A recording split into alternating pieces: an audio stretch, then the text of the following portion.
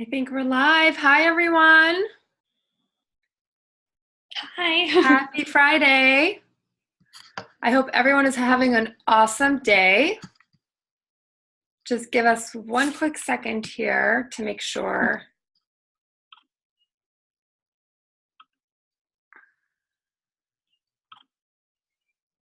Just have to adjust some volume and technology. Hold on. There we go. All right. How is everyone doing today? Allison and I are jumping in a couple of minutes early, but we'll give you all, a minute or two to jump on. Would love to know who's watching live and what you're doing today, where you're calling from. So definitely give us a like or hearts. We love those. We really want these calls to be as interactive and engaging as possible. And they're really, they're here for you, or we do these calls for you. It's another way that we connect with each other online in the community and share stories and struggles and successes. And I'm just super, super excited to be here again with you all and with Allison. So definitely let us know if you're watching and if you're around. Now, with that, what we're going to be talking about today is, hashtag no more excuses. And I'm super, super, super excited to be speaking with Allison.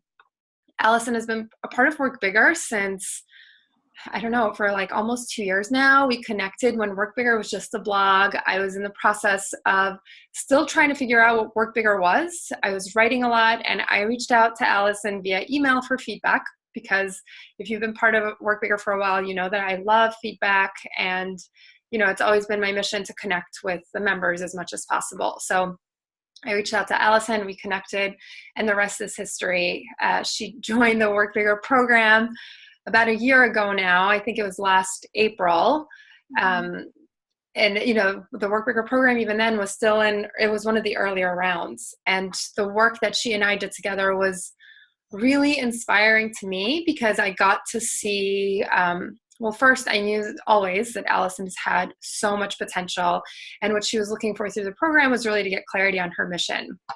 And that's what we worked on. And even as she was going through the program, there were moments of, ups and downs. I would call it a bit of a roller coaster, and we can talk about that, because I think one of the things that is important to highlight when you're doing mission-driven work is that we have to work through all those challenges that come up. So that's what we want to talk about today. Right? When you know you want to do something different, something big, but you are constantly coming up with roadblocks, right? You want to go out there and do meaningful work, but it may not necessarily feel super easy. It could feel really scary. There are certain challenges. What do, right? Like, how do you keep pushing through and going forward?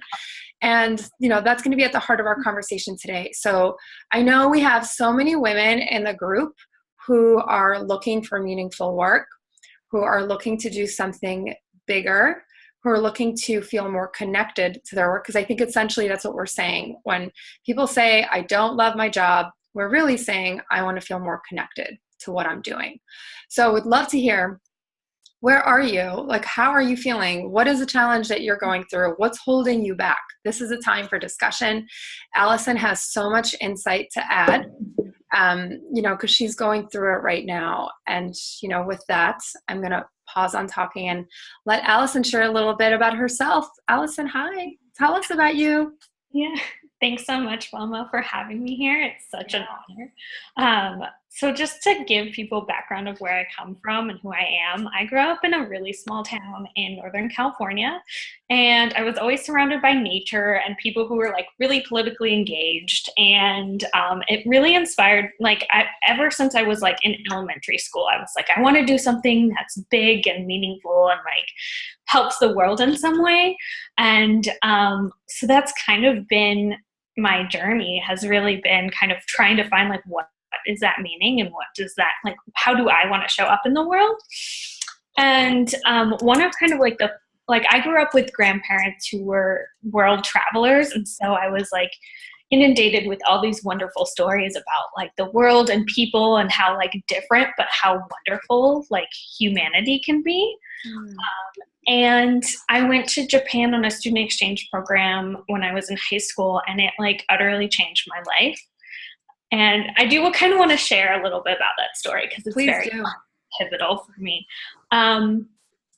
So I went to, it was honestly like my first time away from home was when I went to Japan, which is like such a big culture change and a culture shock. And like to be away from my family for like the very first time, like I was like, oh, I'm going to like not be homesick. It's just going to be this great experience.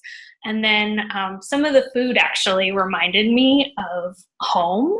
And like I just started crying, and I was always an emotional person, but like I was kind of trying not to be as emotional because like in Japanese culture, people aren't very demonstrative or like, you know, showing emotions as much.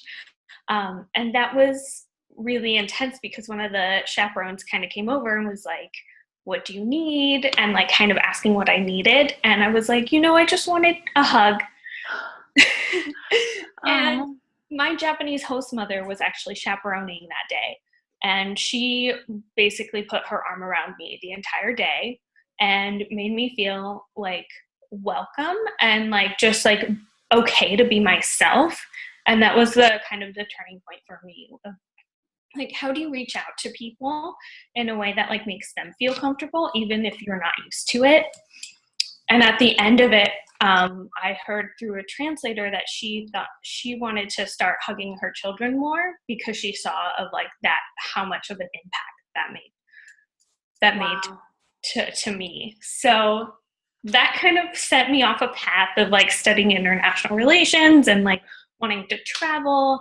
And I've kind of brought that of like, how do I kind of make people feel comfortable and like welcome in like I have the chills. That is a really, you know, what comes up for me as you share that, just how impactful, like the little things that we do are.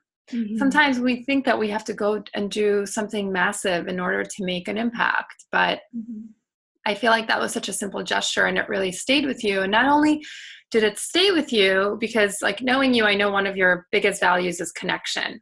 Mm-hmm. So when you share that, to me, that taps into your value of connection and how much you also like love connecting with people. Mm-hmm. So not only was that impactful for you directly, but also now she's taking this and bringing it to her family, which is amazing. Mm-hmm. Yeah.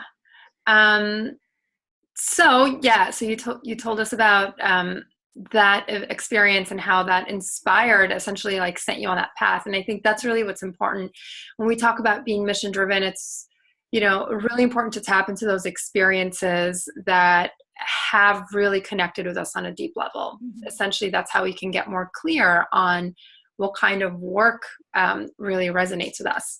So I would love to just jump forward a little bit to your mission and would love to talk about that. What is your mission? Yeah. So, and I actually was thinking about this like before this call and was like almost refining it a bit. Yeah. But my mission is to, so I want to kind of share what I have and then also how I got to it too with like kind of work bigger. So my mission is to awaken consciousness in humanity and kind of create a more sustainable and loving world. Mm-hmm. And this idea of awaken was actually something that I refined this week because initially my mission was to elevate consciousness. But I really like the idea of awakening consciousness because it's not just elevating, it's awakening. It's like the first step. Right, the first step. And also, I do think kind of our Western world, I guess, right now, at least like in the States, we've kind of numbed ourselves to kind of what's possible and kind of like the magic of the world. And so like, how can we awaken to more of like that love and that connection? Oh, I love that. So what does that look like? To awaken consciousness? I know this is the big question, right? Good question. And I do think it ties back to connection and creating spaces for people to be seen and heard. And this is something, I mean, if I go back to that story that I shared about me in Japan, that was something like, fast forward a few years, I was in a fellowship program actually last year while I was doing the Work Bigger program, and it was important for me to kind of show up in a way that was me being openly and vulnerable with people, even if I didn't feel like I was belonging in that group. Because I think that's something I've struggled with is like that feeling of sense of belonging and kind of feeling connected to people, but it's something that I've craved for so much. And so if I can create a space where I can be openly and vulnerable, it gives people permission to be vulnerable and open with me. And that's what I've also like, even, and now I'm now a Starting Block fellow, which we can talk about later. But one of the things that someone came up to me at the end of it was like, thank you for like giving me permission to be myself. And like, you made me feel comfortable to just be like, just to be me. And like, that's such like a gift that someone even like said that to me, but also that I can bring that to other people. And so I think that's where, if you can create that space for people to like really be seen as like just like purely human and themselves, like that can start, that's where the magic happens, I think. That's where you awaken the consciousness, right? Yeah. Because I think when you can take that first step to be vulnerable and to show who you are, where you are, then you can start to, I think, push past the fear that drives so much of our lives and so much of our decisions, right? Yeah. No, go ahead. What were you going to say? Yeah, and what's great about that is like, it doesn't matter, like, I know for me, like I was always like caught up in like what my role is. That with like what my role or like where I want to go in terms of a job, but then it's a kind of this realization like through this process is like I can create that space no matter where I am. So like even if I have to like work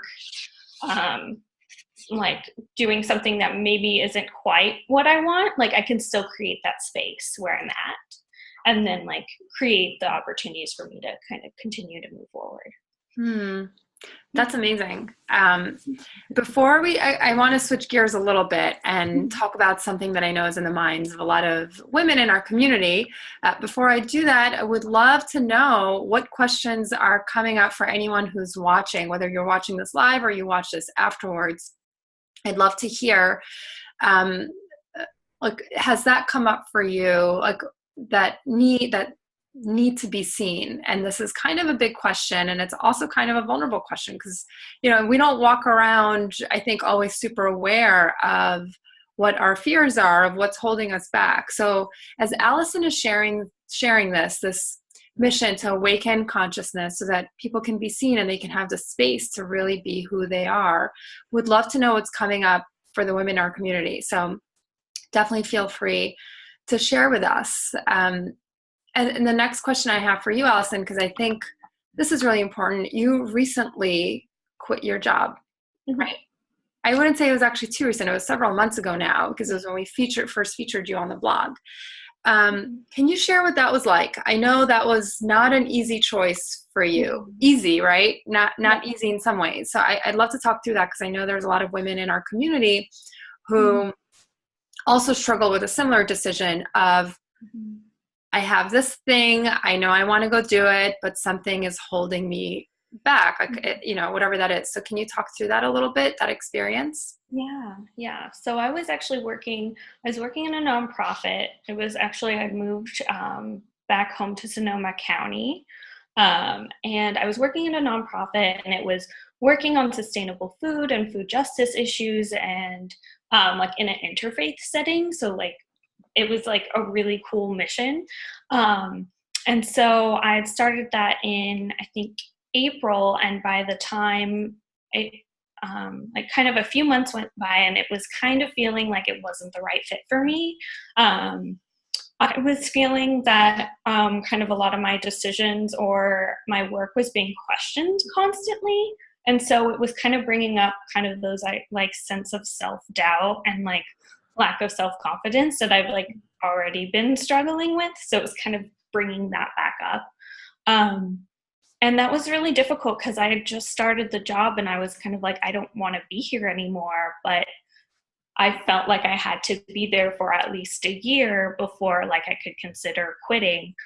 And I think eventually like it was a very difficult decision. And I think for me, like because I was just constantly checking in with myself, I was like I can't feel like I don't feel like I'm myself here. And like I can't like it was, and I even considered I was like doing a lot of work where I would be really honest and open with my boss, and like maybe we could change our work styles a bit, and like how do we kind of manage that. And I was like working within that process, and then trying to do things outside of work to kind of like bring maybe more of that passion and like creation of something else that's like more true to me. And yeah, and I think I just realized that like I was very like I was like my relationships were like really tense. Like I like all these things like in my personal life were there was so much tension there, and I couldn't like be there for the people that I loved. Mm-hmm. And so I think it was at that moment, it's like no job is worth this. And like I was lucky enough that I had started doing some consulting work that I could continue on past this job. So I decided to give my notice and take that leap. So yeah. Yes. So what did that feel like when you had to make that decision? Yeah. I think like once I made the decision, I felt like so much relief. And that's when I knew that I made the right decision. I think if it gave me anxiety afterwards, I might have like rethought it, but I felt so much relief after I was like, I'm going to decide to quit, and then I'm going to apply to grad school and like kind of see what's next for me. And what's really weird about like when I actually like gave my notice, we kind of set a date that ended up being like the week that the fires happened in Sonoma County. So back in October. And I just remember like it was such a weird time where I was like, oh, I was already wanting to get out of Sonoma County, and then this like horrific like natural disaster happened, and it was almost like a sign to me in some ways. Like I don't want to like, yeah, it was just like, it was a weird experience. Yeah, no, I understand that.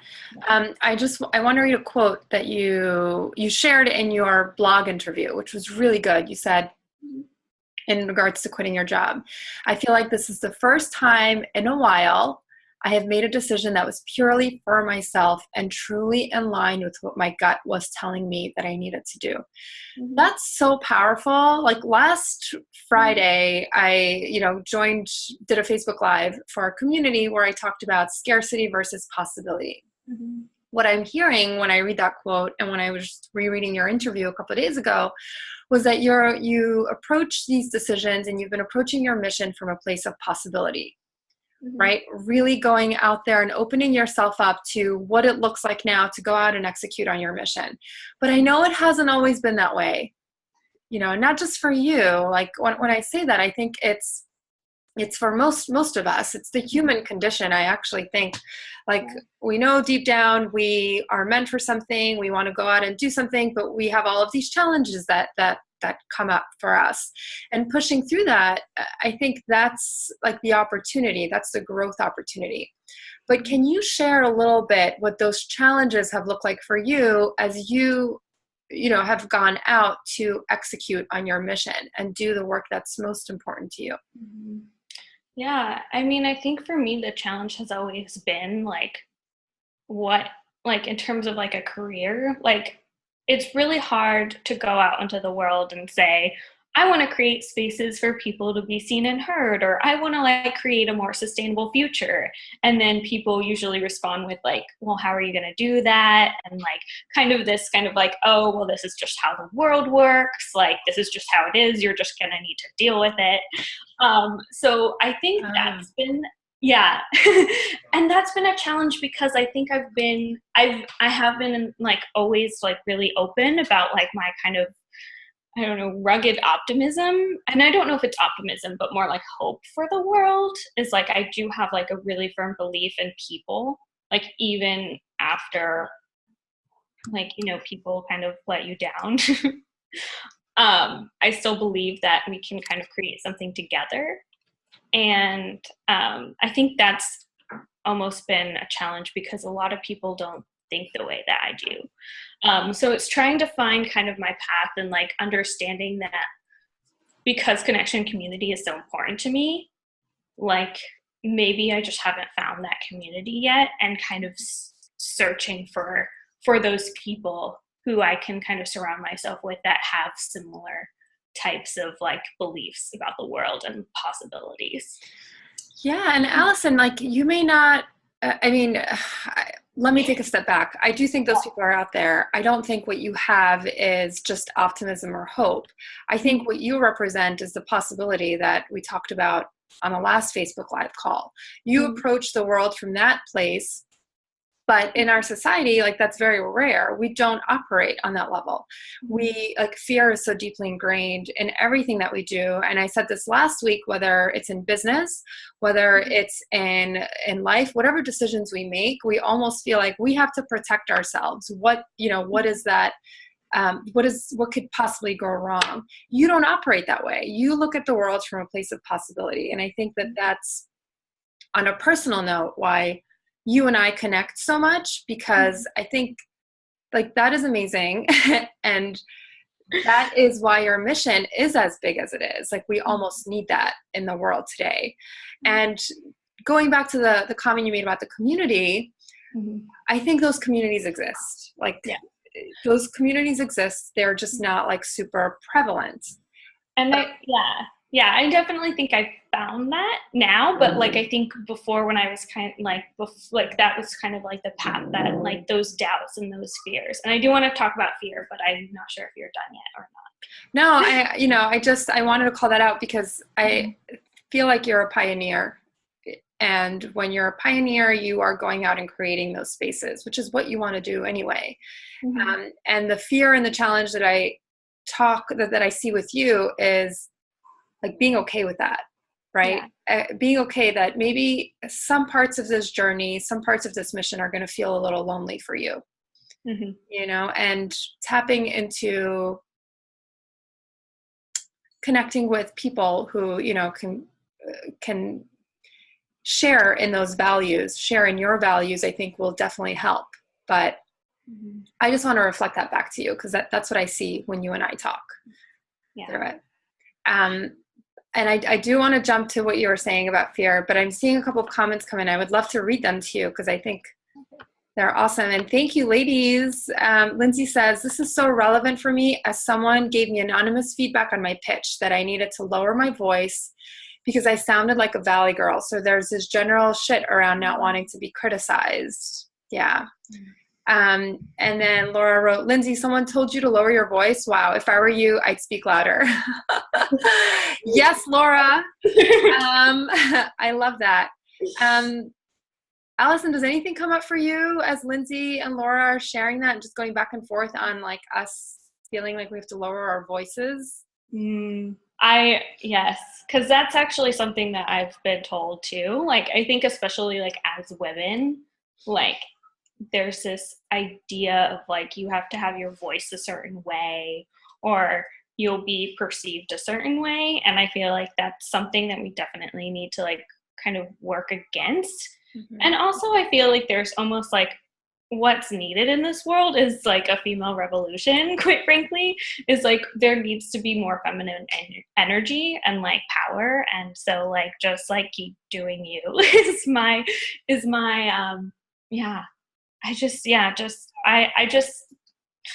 my heart goes out. But like, it's something that I've definitely experienced. And also because I'm like, sometimes I have my voice is just higher pitched, or, you know, my voice, I've been told my voice is nasally, and like, so that's also something, is like, how do we kind of come into our power without like letting those types of comments like impact us? Yeah. I love it. Thank you for sharing that. I know you said you wanted to talk about fear, so I'm open to hearing what came up for you as you said that. Yeah. Well, you mentioned that like you feel our world is fearful, and I definitely agree, and that's the possibility of like my big picture was from the world. But also like I struggle like like personally with a lot of fear and self-doubt. And I think that's so true for so many of us. Like I meet like these amazing people, and they're like struggling with like self-doubt or self-confidence, and I just kind of want to shake them and just be like, you're amazing and powerful. And then I kind of just step back and I'm like, I'm doing the same exact thing, where like I'm holding myself back because of like, there's like a fear of being seen, and I think it's more of like a fear of being seen and rejected for who you are. And that's really terrifying. And I think what I've kind of trying to come to terms with, which I haven't really like arrived yet, but is like, how do I kind of put myself out there and be seen and heard and be okay regardless of what anyone thinks about me? Because at the end of the day, the only person who like you should care about, like not you should care about, but like at the end of the day, it's like you spend most of your days with yourself. So so like that self-love and like is so important. Yeah. And like I think that's really important to like bring love to other people too. Yeah. So when you talk about that fear and then seeing it in other people, I mean, I feel like we all have it, and I think we'd actually be doing ourselves a disservice, and we'd be being pretty harsh on ourselves if we just like try to like get rid of the fear and push it away. I actually don't think it's about that at all. I used to hear this before. It's like you walk alongside the fear, right? And you try to just be okay with the fear and feel it. The way I see it and the way I think about it, and especially now with where I'm at with Work Bigger, because Work Bigger is my mission in life. And the way I see it is like sometimes I feel like two separate people. Sometimes I feel like this really strong, confident person who is completely okay. If you don't like me, that's okay. You don't like my message, my whatever voice doesn't resonate with you, that's okay. And I feel really strong and grounded in that. Then there's this other part of me that is kind of, I feel like I'm getting really deep here, but I'm going to just go for it. So deep. Yeah. I feel like there's this other part of me that's like more of like a little child who's saying like, please love me. Like, please, I'm really afraid. Like, I don't want to go do this. Like, what the hell is going to happen if I go do this? And it's almost like, I just am living with these two people, like, in this body. And what I just try to ground myself, I guess, in that stronger side, because I know if I listen to the other side, it just doesn't feel so good. It doesn't feel grounding. So yeah, I mean, I went there. But that's really how I manage it, I think, from my perspective. I think it's just unkind to ourselves to be like, I just want to get rid of the fear. I want to get rid of the self-doubt. No, it's going to be there. And that's okay. That's totally fine. So, I want to share that. I'd love to hear too from the women who are watching, again, whether you're watching now or later, but does that resonate with you? Like, do you sometimes feel like you're two separate people? And what does that look like? Like, I'd love to hear any examples too of how that shows up for you, whether it's with your work, whether it's, you're currently like in a career transition and trying to find a new job, because you're constantly putting yourself out there, right? I think when you know what you want to do and you have to go out and do it, that's the challenge. Yeah. And I just want to add to that, because that's so true and kind of like what I was trying to get at, but I don't think I was. But yeah, how do we kind of like be kind to ourselves, because like that fear is always going to be there. And like we were talking earlier, like I was like, I'm really nervous about this Facebook Live, and I was like getting really anxious about it. But like almost like speaking that kind of like gives more power, like being like, I'm afraid, or like I'm scared of this. Mm-hmm. Like I realized that like me saying like, oh, I'm scared of how I'm going to pay for grad school, like it kind of like lessens its hold on me in a way. Like it's not like, I think what I like to say, I don't know, I can't remember what I think it's like about procrastination, and so I'm kind of applying it to fear. It's like you don't let the fear take the wheel, or like you don't let I can't remember what it is, but it's a really great visual of procrastination. And there's this monkey that kind of takes control, the instant gratification monkey that like takes control and is like, oh, let's do this. This is so much more fun than like the hard work that you have to do. And so I feel like that's very similar to like fear, like trying to like let go of like the fear is like I think Elizabeth Gilbert and in her book Magic talks about this, of like your fear is like with you, like alongside you, like in the car, but don't let the fear like take the wheel. Yeah. And I wonder what it would feel like if we were just like all became a little bit more okay with that and acknowledged it a little bit more. Because what I heard you say is like acknowledging it is another way that you push through it. Yeah. And it's uncomfortable. And like being okay with those feelings of discomfort and like, because that's like, yeah, that's kind of where things change and where you grow. It's like, let's be more uncomfortable. And yeah, and I want to add too, because I've been in the entrepreneurship space for quite some time, and obviously the type of stuff that we're talking about here is so prevalent in those spaces, because like especially with people who are very much into personal and professional development, like this stuff comes up, because ultimately if you're going to go out and bring your work to life, all of like you have to work through all this stuff. So this, what we're saying isn't anything groundbreaking at all, but I think it's very different to hear it and then to go out and do it. And I think that's really important, because I think until you're going out and doing it, this is just advice, right? But the point and the goal is to go out and do it so that you can feel it yourself and see what shows up for you as you do that. And how are you growing? How are you growing through that? That's really, I think, the value. Yeah, definitely. And I don't know how many things I've read that were like professional development advice, and like until I actually try and put it into practice, like I haven't learned that lesson. Like I'm like, I know it in my head, but like what does that actually mean? Yeah, it's very different, right, from actually feeling it. Yeah. So I know we have like 2 more minutes left. I'm trying to think of what other questions. Okay, I have another question that just came up for me. Just what advice do you have?